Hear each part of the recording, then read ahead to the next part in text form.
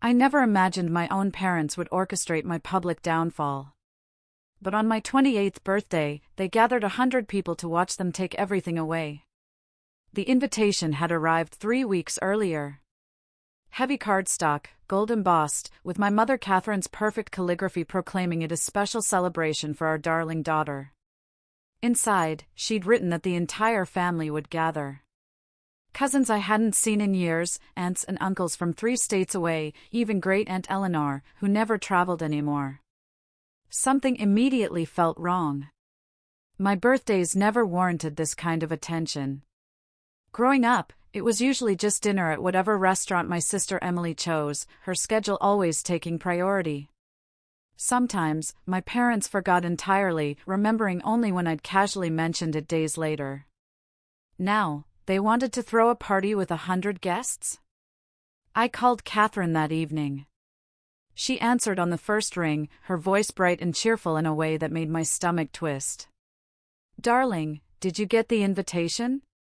Your father Arthur and I are so excited about this. It's going to be absolutely perfect." "Mom, this is a lot. You really don't need to do all this." "Nonsense. You're our daughter.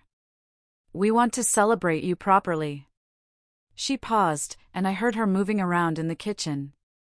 "Besides, Emily thinks it's a wonderful idea. She's been helping me plan everything." Emily. Of course. My older sister had always been the golden child, the one who could do no wrong. She'd married David, a financial analyst with a trust fund and impeccable family connections. They lived in a restored Victorian in the historic district, the kind of house featured in home design magazines. Meanwhile, I'd chosen a different path. I worked as a social worker at a non-profit downtown, helping families navigate the foster care system. The pay was modest, but the work mattered to me. My parents never understood my choice. My father Arthur, who owned a successful commercial real estate firm, had built an empire through calculated investments and strategic partnerships. He'd expected both his daughters to follow him into business. Emily had obliged, working in his firm's marketing department. I'd disappointed him by majoring in social work instead of business administration. The night of the party, a chill wind blew as I drove to my parents' sprawling estate in the hills, the city lights fading behind me. 5 manicured acres, a fountain lit up at night, it was all there, just like always. Cars already lined the circular driveway when I pulled up. My Uncle Stephen's Mercedes, my cousin Daniel's Lexus, vehicles belonging to people I saw maybe once a year at Thanksgiving. I dressed carefully, choosing a navy dress that felt appropriate without being too formal. Looking back, I realized nothing I wore would have mattered. This wasn't actually a party. The front door stood open, and I could hear voices spilling out from inside. I stepped into the foyer and stopped. Every single family photo that had included me was gone. The wall that usually displayed our family portraits now showed careful gaps, like missing teeth in a smile. Pictures of Emily remained. Photos of my parents on various vacations still hung in their spots, but every image containing my face had been removed. Catherine appeared from the living room wearing a burgundy cocktail dress I'd never seen before. Her makeup was immaculate. She looked at me with an expression I couldn't read, then turned away without greeting me. "Everyone's here," she called over her shoulder. "Arthur, she's arrived." The living room had been transformed. Chairs lined the walls in neat rows, facing a small podium near the fireplace. Every seat was filled. I saw aunts, uncles, cousins, friends, people I didn't even recognize. Great-aunt Eleanor sat in the front row, her walker folded beside her chair. This wasn't a party setup. It looked like a funeral or a trial. Emily stood beside the podium, her blonde hair swept into an elegant updo. She wore a cream silk blouse and tailored black pants. When she saw me, she smiled, but it held no warmth, just satisfaction. My father Arthur emerged from his study carrying a leather folder. He wore his best suit, the charcoal one he reserved for major business presentations. He walked to the podium without acknowledging me and cleared his throat. The room fell silent instantly. "Thank you all for coming tonight," he began, his voice carrying the authority he used in boardrooms. "I know many of you traveled considerable distances to be here. Your presence means everything to Catherine and me during this difficult time." Difficult time? I looked around, confused. Several relatives wouldn't meet my eyes. Arthur continued, "We've gathered you here as witnesses to a necessary action. For 28 years, Catherine and I have provided for our younger daughter. We gave her every advantage: the finest schools, music lessons, summer camps, a car on her 16th birthday, college tuition, room, board, and spending money. We supported her unconditionally." He opened a leather folder and pulled out a thick stack of papers. "This is a complete accounting of every dollar we've spent on her since birth: hospital delivery costs, pediatrician visits, clothing, food, housing, education, birthday parties, family vacations. The total comes to $248,617. The number hung in the air like smoke. I couldn't process what I was hearing. "We're not asking for gratitude," my father said, his voice hardening. "We're demanding repayment. Our younger daughter has shown nothing but disrespect for this family. She rejected the career path I offered her. She chose to work at some nonprofit instead of joining the family business, throwing away her expensive education to make barely above minimum wage. She's refused every attempt we've made to guide her toward success." Catherine stood and walked to stand beside him. Her eyes were cold. "You've embarrassed us," she said directly to me. "Your choices reflect poorly on this entire family. We raised you to marry well, to contribute to society in meaningful ways. Instead, you're wasting your life helping people who should be helping themselves." I found my voice, though it came out smaller than I wanted. "I'm helping children, Mom, kids who've been removed from dangerous homes. That's meaningful work." "It's poverty with a charitable name," my father cut in. "You make $38,000 a year. Do you know how that sounds when people ask what our daughter does? Do you understand the embarrassment?" Emily stepped forward. "I've tried to help you," she said, her voice dripping with false concern. "I've offered to get you interviews at Dad's firm. I've introduced you to suitable men from good families. You've rejected everything." I stared at her, finally understanding. This wasn't about my career. This was about control, about their image, about their need for both daughters to fit into their perfect narrative. My father lifted the stack of papers. "This is your bill. $248,617. Every cent we wasted raising an ungrateful child. You have two options: pay us back in full, or sign this document agreeing to never contact any member of this family again. No calls, no texts, no showing up at holidays. You'll be removed from all accounts, all documents, all family records. As far as we're concerned, we'll have only one daughter." The room remained completely silent. 100 family members watched me like I was something fascinating and disturbing under a microscope. "You're joking?" I managed. "Do we look like we're joking?" Catherine snapped. She walked to the wall where our family photos had hung and pulled down one last picture. I hadn't noticed, a framed image from my college graduation. She held it up so everyone could see, then deliberately tore it in half. The sound of ripping paper echoed through the silent room. She tore it again and again, letting the pieces fall to the floor. "That's what we think of your choices." My father set the papers on a side table. "You have until the end of the evening to decide. Pay or sign." I couldn't breathe properly. This couldn't be real. But it was. The careful planning, the formal setting, the witnesses. They'd choreographed this entire humiliation. They'd invited everyone we knew to watch them disown their daughter. Emily pulled something from her pocket. My car keys. She held them up with a triumphant smile. By the way, Dad already transferred the title of your car to me. It's in my name now. He bought it after all. It was never really yours. That's my car, I said, my voice shaking. I needed to get to work. Should have thought about that before you disrespected our family, Emily said sweetly. She dropped the keys into her purse. I've been wanting a second vehicle anyway. This works out perfectly. The front door opened, and I heard footsteps in the foyer. My supervisor, Sarah, appeared in the doorway. She looked uncomfortable, her eyes darting around the room before landing on me. My stomach dropped. Sarah, what are you doing here? She wouldn't look at me directly. Your father contacted me this afternoon. He's one of the nonprofit's largest donors. He explained the situation. What situation? My father spoke up. I informed your employer that you've been using company resources for personal matters, falsifying reports, stealing supplies. I have documentation.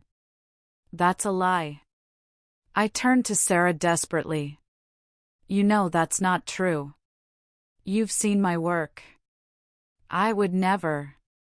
I'm sorry, Sarah interrupted, her voice flat. But given Mr. Arthur's concerns and his position as a major donor, the board felt we had no choice. Your employment is terminated effective immediately. Security will escort you to collect your personal items tomorrow morning. The room spun. My job, my car, my family. Everything was being stripped away in front of an audience. This is insane, I said, looking around at all the familiar faces. My Aunt Eleanor, my cousins, people who'd known me my entire life. You're all just going to sit here and watch this happen? Nobody moved. Several people looked at their hands. My cousin Daniel at least had the decency to appear uncomfortable, but he didn't speak up. My father picked up the papers again. So, what will it be?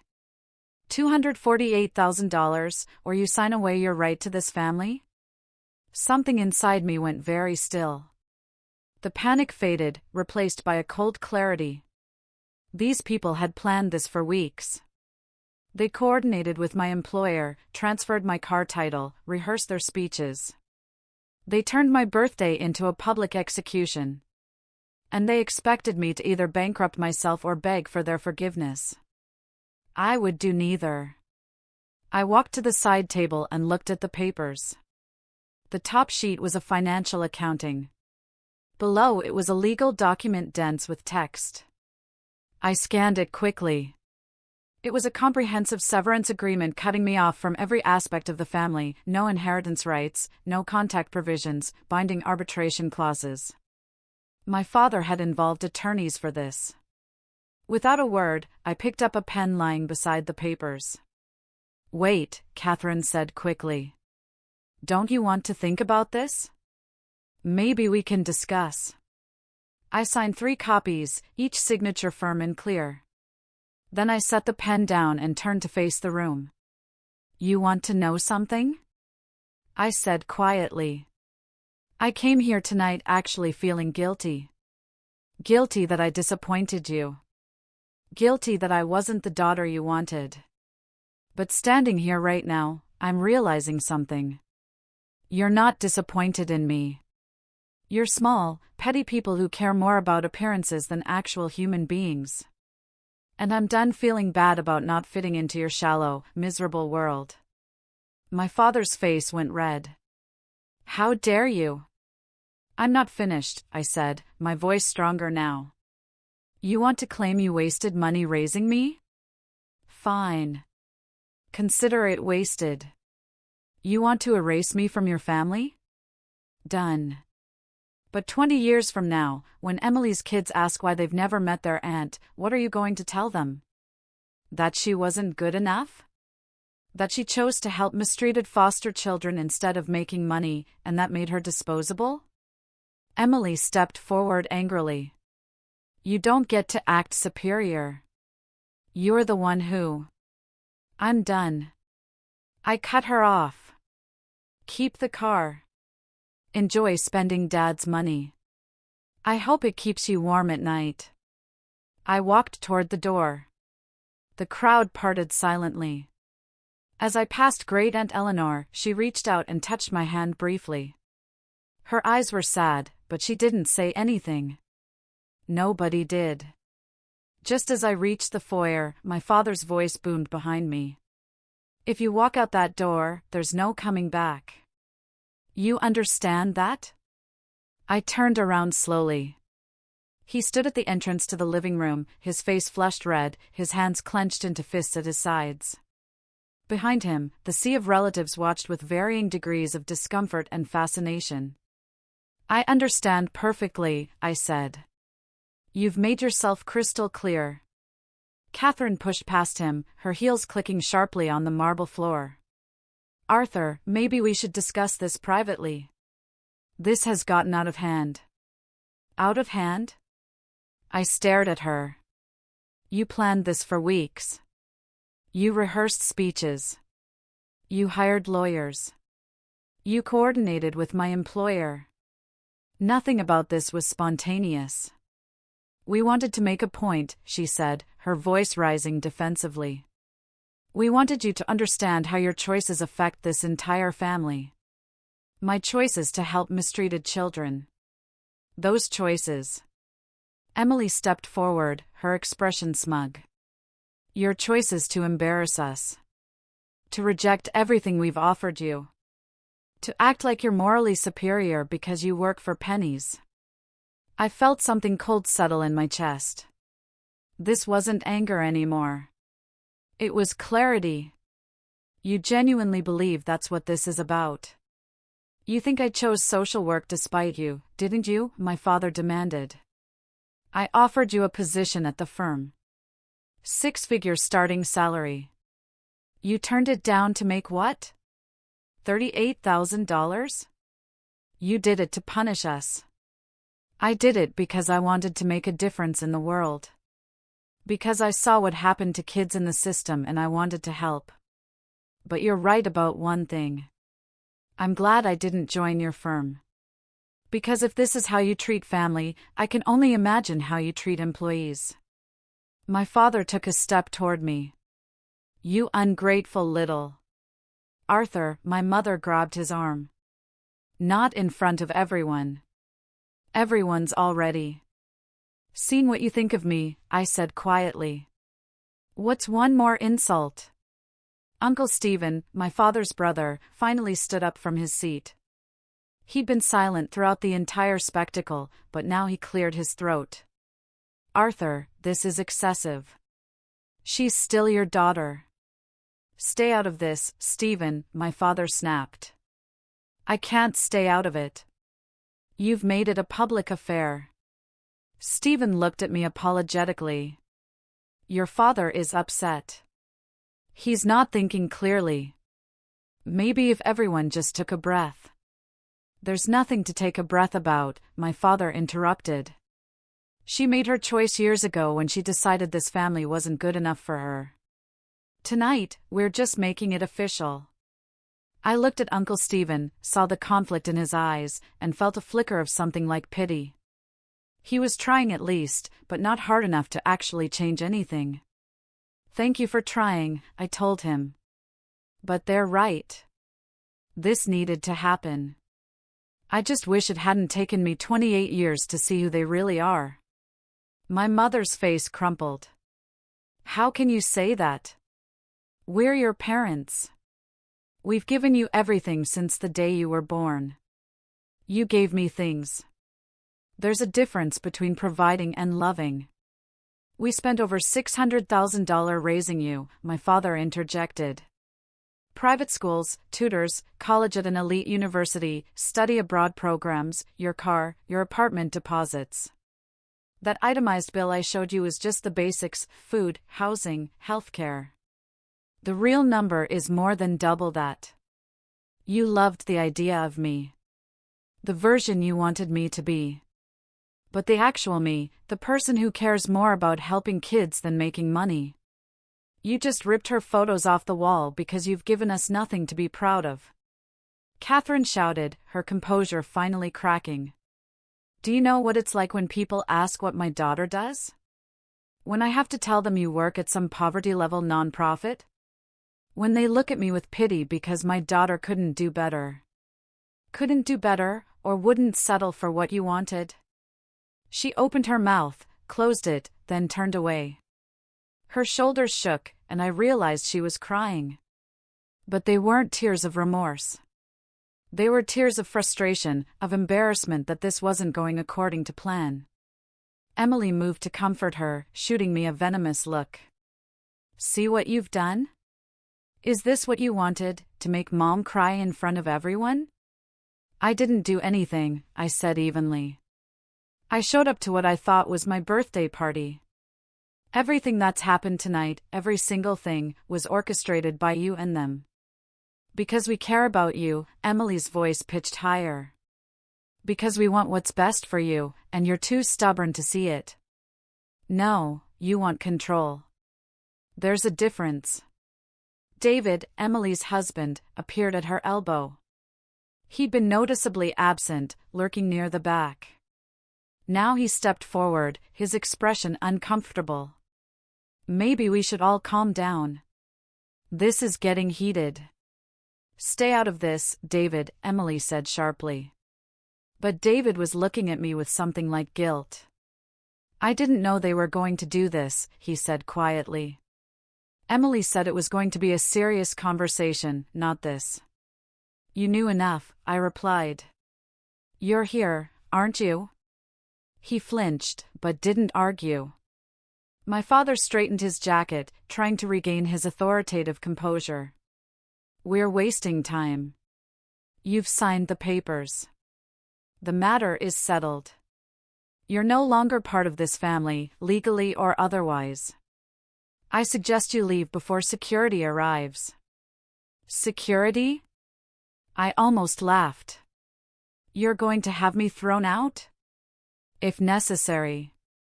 I looked around the room one final time. My cousin Jennifer was crying silently in her seat. Daniel still wouldn't meet my eyes. Great-aunt Eleanor looked smaller somehow, shrunk into her chair. The others, aunts, uncles, family, friends, wore expressions ranging from shock to satisfaction to profound discomfort. I want all of you to remember this, I said, addressing the room. Remember that you were here, that you watched this happen and said nothing. Because someday, maybe years from now, you're going to realize what you witnessed, what you allowed, and you'll have to live with that. Several people shifted in their seats. Aunt Olivia, my mother's youngest sister, stood up suddenly. This is wrong, she said, her voice shaking. Catherine, Arthur, this is your daughter. Your child. What are you doing? My mother whirled on her. Olivia, sit down. This doesn't concern you. It concerns all of us. You made it concern all of us by inviting us here. Olivia's hands trembled. This is cruel. This is unforgivable. Then you can leave too, my father said coldly. Olivia looked at him, then at me, then back at him. I could see the calculation happening behind her eyes, the weighing of loyalty against consequences. She sat down slowly, her face pale. She tried. It wasn't enough, but she tried. Anyone else want to object? My father asked. The room was silent. Then we're done here. I turned and walked through the foyer. Behind me, I heard my mother start to say something, then stop. The front door felt impossibly heavy as I pulled it open. The cold air hit my face like a slap.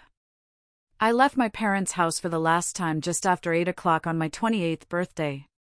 I had no car, no job, and no family. I walked down the long driveway in my dress and heels, pulled up my phone, and called the ride-share. While I waited for the driver, I blocked every family member's number. Every single one. Then I blocked their emails and social media accounts. If they wanted me gone, I'd be gone completely. The next 4 days passed in a blur. I stayed with my friend Chloe from college, sleeping on her couch and trying to figure out my next move. She let me cry exactly once, then made me start making plans. I filed for unemployment, started job hunting, and looked into reporting my father for the fraudulent claims he'd made to Sarah. Turns out lying to get someone fired is actually illegal in several ways. The first morning at Chloe's apartment, I woke up at 6 o'clock out of habit. For a moment, I forgot everything that had happened. Then reality crashed back and I spent 20 minutes in her bathroom trying to breathe normally. Chloe knocked eventually, her voice gentle through the door. "Coffee's ready."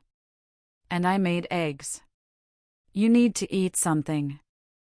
I emerged to find her tiny kitchen table set with 2 plates, toast, scrambled eggs, and a pot of strong coffee. She'd even put out jam and butter. Such a small kindness, but it nearly broke me all over again. "I called out of work today," Chloe said, pouring coffee into mismatched mugs. "Figured you might need company." "You didn't have to do that." "Yeah, I did." She pushed a plate toward me. "Eat." "Then we're making a plan." The plan started with practical matters. I needed to stop paying the car insurance on the vehicle I no longer owned. My father would have to transfer the policy to Emily now. I needed to start looking for apartments since I couldn't stay on Chloe's couch forever. I needed to file for unemployment and start applying to every social work position within a 50-mile radius. But first, Chloe insisted I deal with the blocked numbers. "You need to know if they're trying to reach you," she said. "Information is power." She was right, but I couldn't bring myself to unblock anyone yet. The thought of seeing messages from my mother or father made my stomach turn. Instead, I focused on the job search, scrolling through listings on my laptop while Chloe worked remotely from the other end of the couch. On day 2, my old college roommate Hannah called. We hadn't spoken in months, just occasional social media likes and birthday messages. But somehow she'd heard. "Is it true?" she asked without preamble. "Did your parents really disown you at your own birthday party? How did you hear about that?" "My mom plays tennis with your Aunt Olivia. It's all over their social circle. Apparently, people are talking." I closed my eyes. Of course, they were. 100 witnesses meant 100 versions of the story spreading through interconnected social networks. "It's true." Hannah was quiet for a moment. "I'm so sorry." "That's insane. Are you okay? Do you need anything?" Her genuine concern made my throat tight. "I'm staying with Chloe. I'm figuring it out. If you need money or a place to stay or anything, Mark and I have a guest room. It's yours if you want it." Mark was her husband, a software engineer I'd met at their wedding 3 years ago. The offer was generous and unexpected. "Thank you." "Really?" "I'll let you know." After we hung up, I sat staring at my phone. Hannah had heard, which meant others had too. The story was spreading beyond my family's immediate circle. Part of me felt exposed, vulnerable, but another part felt something else. Vindication maybe, or just the grim satisfaction of knowing I wasn't the only one who saw how wrong this was.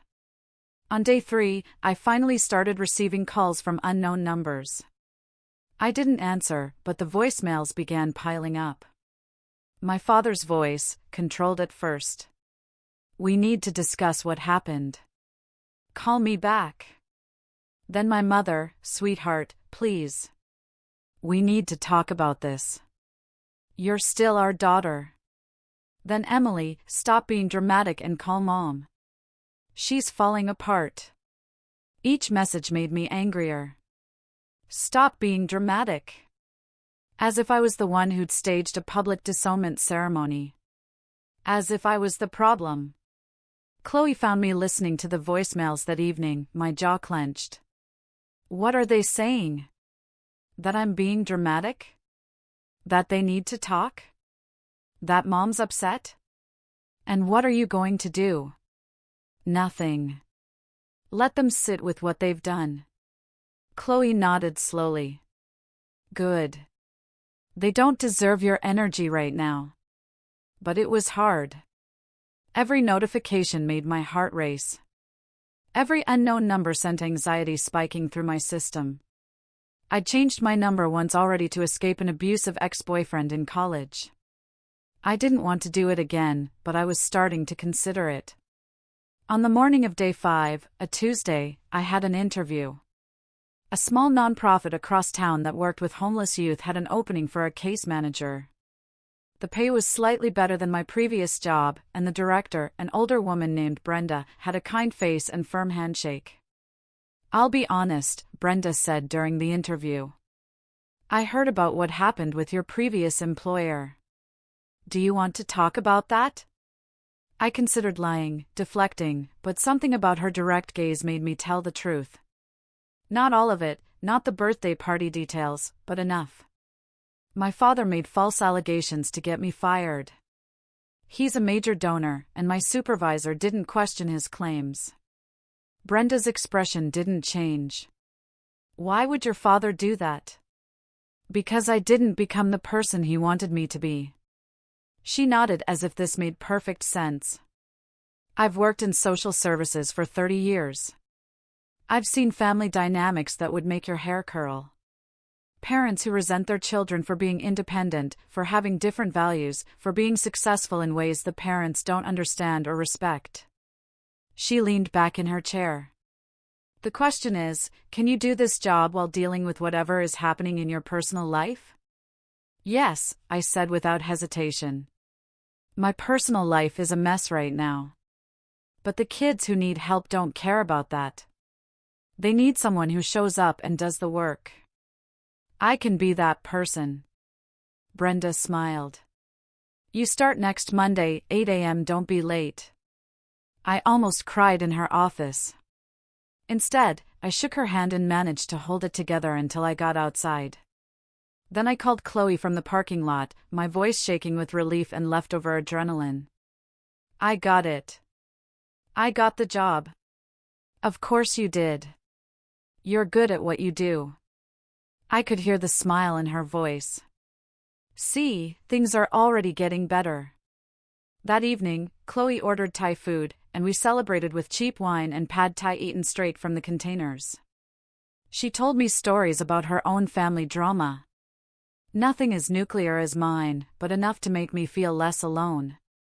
Her cousin had been cut off for marrying someone of a different religion. Her uncle hadn't spoken to his brother in 15 years over a business dispute. Family fractures happen more often than people admitted. "The difference is," Chloe said, gesturing with her chopsticks, "most people don't do it at a party with 100 witnesses. Your family went for maximum drama. My father does everything big. Go big or go home. That's his motto. Well, he went big and lost a daughter.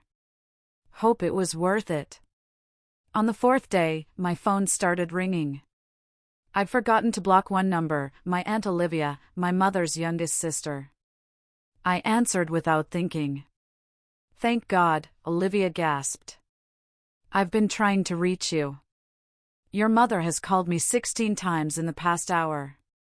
Your father called my husband at work. They're losing their minds." "Why?" "Your father's biggest client just pulled a $12 million contract. They said they heard about what happened at your birthday party. Apparently, someone there has connections to their family, and they don't want to work with people who treat their children that way." I sat down slowly. 12 million. That's not all. The country club found out and asked your parents to resign their membership. Something about not reflecting the club's values. And Emily's husband David is apparently furious. His family heard what happened, and their old money, very big on family values, his mother called Emily's behavior disgraceful. I couldn't speak. Olivia continued, her words tumbling out quickly. Your mother's friends have started declining invitations to her events. Nobody wants to be associated with what they did.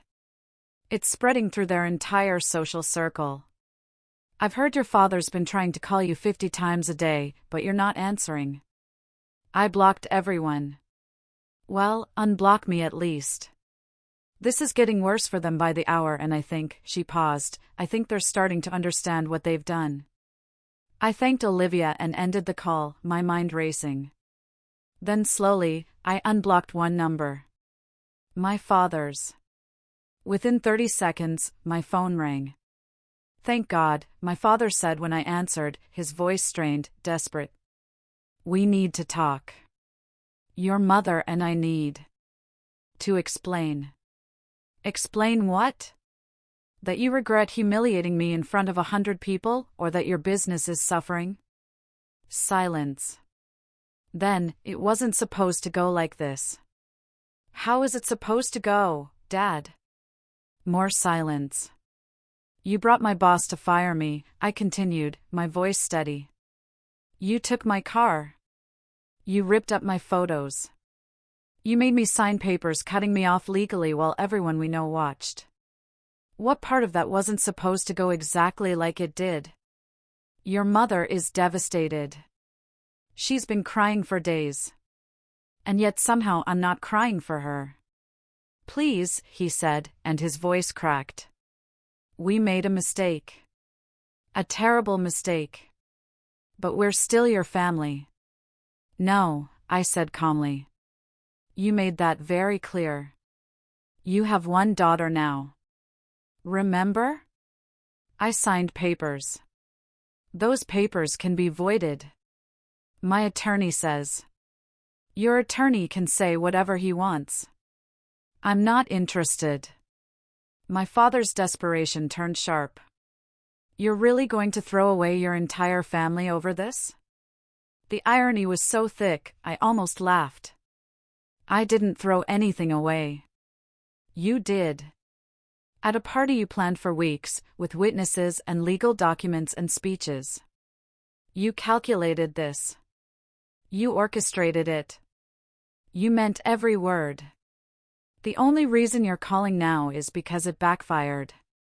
That's not fair. You handed me a bill for raising me. You really want to talk about fair? He tried several more times to convince me to meet with them, to talk, to work this out. I let him speak until he ran out of words. Then I said very quietly, I hope the $12 million was worth it. I hung up and blocked the number again. Over the next week, I learned more details from Olivia, who apparently had decided to be my inside source. My father's business had lost 3 more clients over the following 2 weeks. The story had spread through professional circles quickly. Wealthy families talk, and public disownment ceremonies aren't exactly common. My mother had been asked to step down from the boards of 2 charities. Emily and David were in counseling because his family was pressuring him to distance himself from her parents. Olivia called me every few days with updates, her voice a mixture of shock and vindication. You won't believe what happened at the country club, she said during one call about 10 days after the party. Your mother showed up for her book club meeting, and 3 women got up and left. Just stood up and walked out without saying a word. How did you hear about that? I was there. I stayed, but only because I wanted to see what would happen. Your mother tried to pretend everything was fine, but her hands were shaking so badly she could barely hold her wine glass. Then Susan Carter, you know, the club president, she suggested maybe your mother needed some time away from club activities. It was brutal. I felt a complicated twist of emotions. Satisfaction, yes, but also something darker. Was I supposed to feel good about my mother's humiliation? Wasn't that what she'd done to me? How's my father handling it? I asked. Olivia's voice dropped. Not well. He fired 3 people at the firm last week for no real reason. Just exploded at them during a meeting. Your Uncle Stephen said he's never seen Arthur like this. Paranoid, angry, making mistakes. He accused one of his junior partners of leaking information to competitors. Did they? Of course not. He's just looking for someone to blame besides himself. Another call brought news about Emily. David's mother uninvited them from the family lake house this summer, Olivia reported. Apparently, she told Emily that until they could demonstrate proper family values, they weren't welcome at family gatherings. David's furious with his own mother, but also furious with Emily for putting him in this position. That's between them, I said, though I felt a small, mean sense of justice. Emily's been calling everyone, trying to do damage control. She told me you overreacted, that the whole thing was blown out of proportion. I asked her if she really believed that, and she hung up on me. I wasn't surprised. Emily had always been skilled at rewriting history to cast herself as the victim or hero. The idea that she might have done something genuinely wrong would never compute for her. The most interesting call came 3 weeks after the party. Olivia sounded breathless with news. The Maxwells pulled out. The entire Maxwell deal. Do you know what that means? No. What? The Maxwell Corporation was going to partner with your father's firm on a massive development project. Shopping centers, office buildings, residential complexes. It was going to be the biggest deal of his career. $28 million in contracts over 5 years. They just sent a letter terminating the agreement. I sat down slowly. Because of me? Because of what he did to you? Apparently, Robert Maxwell has a daughter who works in non-profit healthcare. He asked your father about you during a golf game, just making conversation. Your father told him you were no longer part of the family, that you'd been cut off for refusing to meet basic expectations. Maxwell asked for clarification. Your father gave him the whole story, how ungrateful you were, how you'd embarrass the family, everything. And Maxwell told him any man who would disown his daughter for choosing meaningful work over money wasn't someone he wanted to do business with.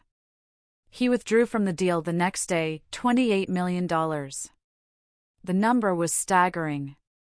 My father had lost $28 million because he couldn't resist bragging about cutting me off. There's more, Olivia continued. Other business contacts are distancing themselves.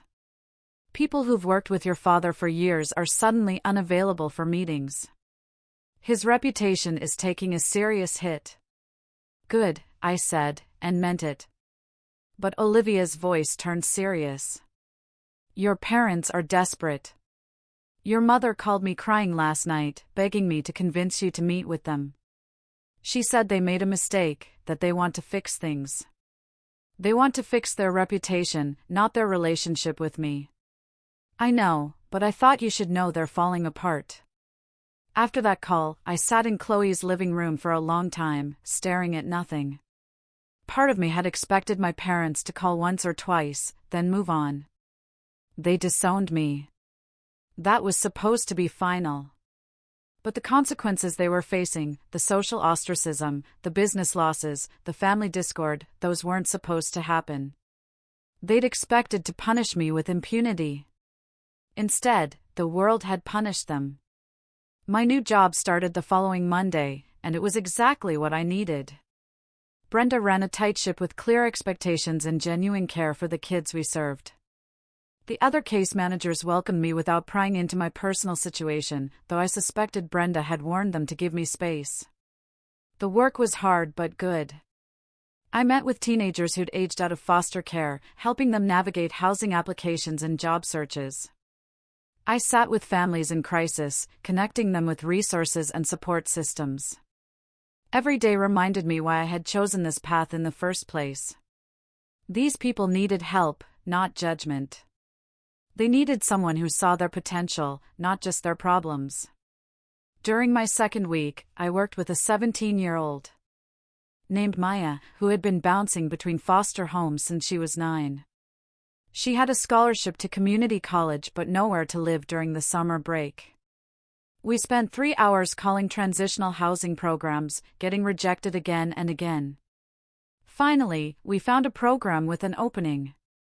When I told Maya, she burst into tears. Nobody's ever fought for me like this, she said. Most people just give up. I don't give up, I told her. And I meant it. Not on these kids, not on this work, and definitely not on myself. That evening, my father left another voicemail. His voice was different this time, less demanding, more pleading. I know you don't want to talk to us. I understand. But please just listen. We need to meet. There are things we need to discuss. Legal matters. Financial matters.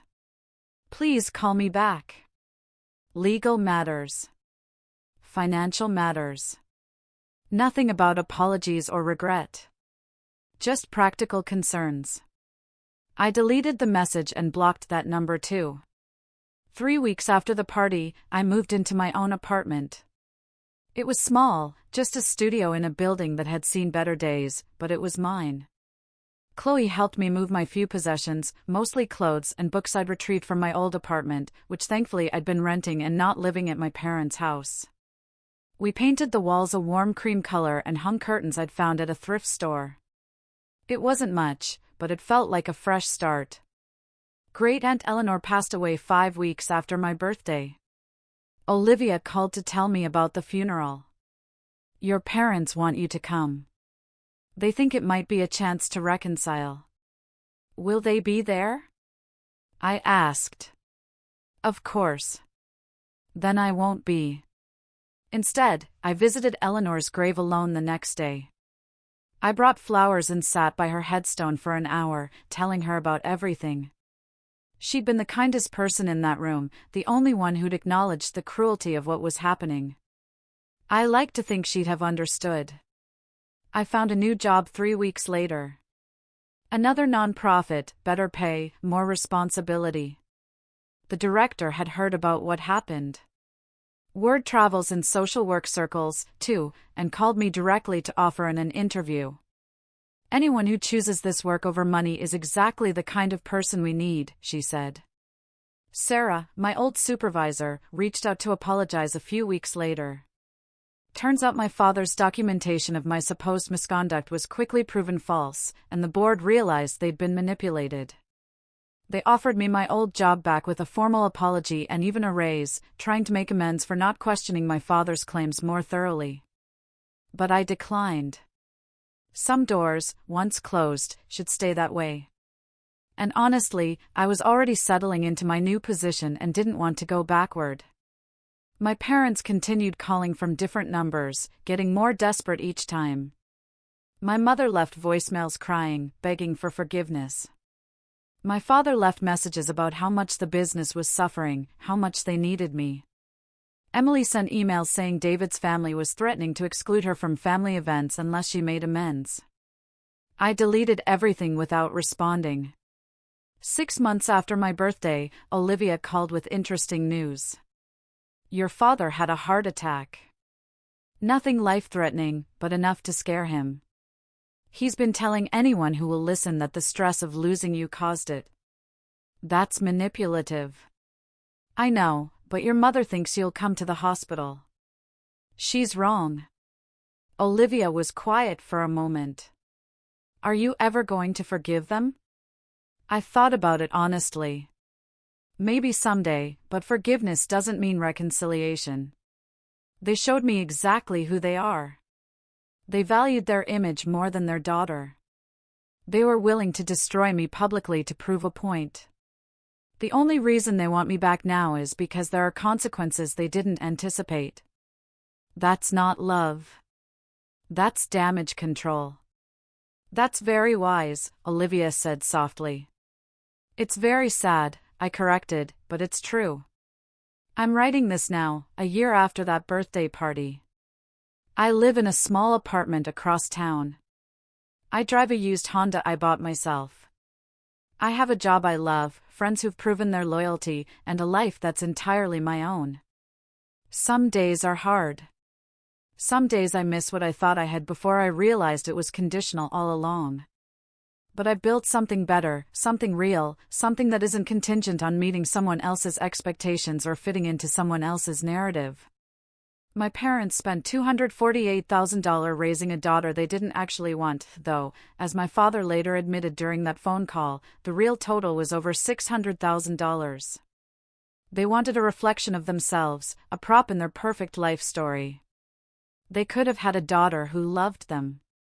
Instead, they have a cautionary tale that cost them over $40 million in business losses when you add up all the contracts, their social standing, and any chance of a real relationship with one of their children.